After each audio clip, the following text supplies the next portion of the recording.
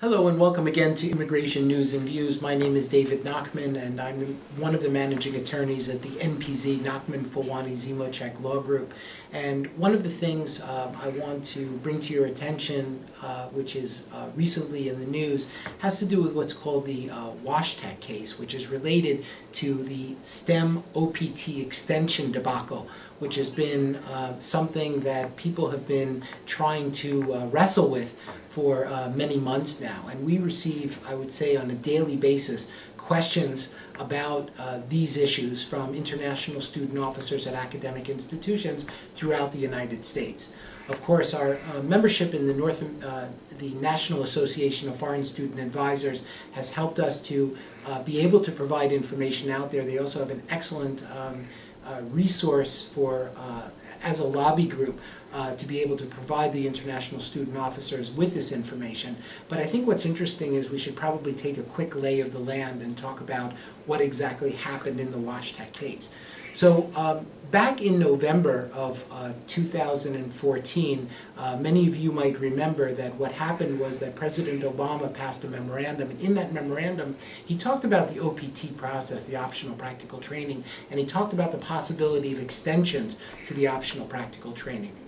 And there is a memorandum that's out there that describes what the President wants to do by way of executive actions or his executive discretion, which of course is presently before the court on a different issue, which we'll talk about on a different segment of Immigration News and Views, where there's a challenge to the DAPA program and also the DACA 2 program. So we'll get to that later. However, for the purposes of the OPT, that was something, again, that was definitely addressed in the memorandum back in 2014.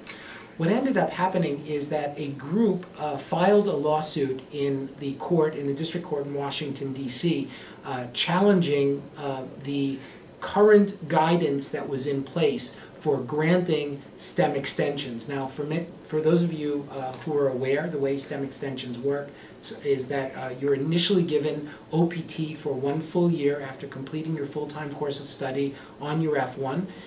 That is given to you by your international student officer, so it's an endorsement that's made to your I-20 form, and then you can apply for a work authorization, employment authorization document. Now, if you have taken classes in science, technology, engineering, and mathematics, and there are various classifications which are at the fingertips of your international student officer, then what they can do is they can give you an additional endorsement on your I-20 form that allows you to work an additional 17 months. Now, what's interesting about that is when that guidance came down, it was actually not part of what's called the formal rulemaking process in the Federal Register. What happened was that was guidance that came down without going through the formal rulemaking process. So what happened was in WashTech, they filed a temporary restraining order to restrain students from being able to take advantage of these STEM extensions.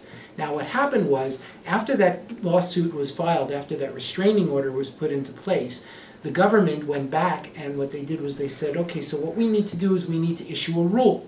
So what they did was they issued a rule, and the rule was out there for comment for some time. Apparently, they received a tremendous number of comments. I believe that the last I read, there were still 40,000 comments that still needed to be reviewed.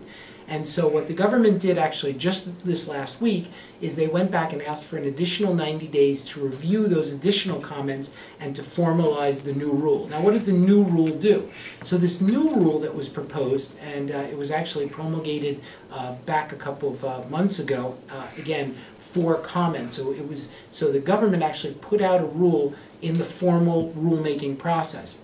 And what that rule said is, number one, it extended the amount of time that STEM extensions would be permitted. So now, instead of 17 months, they'd be able to get, individuals who apply for the STEM extensions are actually able to get 24 months.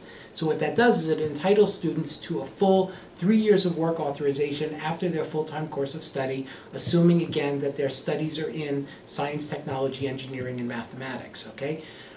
However, even if they're not in science, technology, engineering, mathematics, they get the normal OPT, optional practical training, which is for 12 months.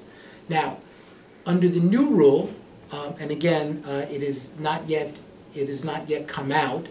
Again, it was put out for comment, but the actual final or interim rule has not yet come out. But what we expect is that interim rule also expands the number of classifications for science, technology, engineering, and mathematics. So what it does is, number one, it sweeps in more students, and number two is it sweeps in more students for a longer period of time.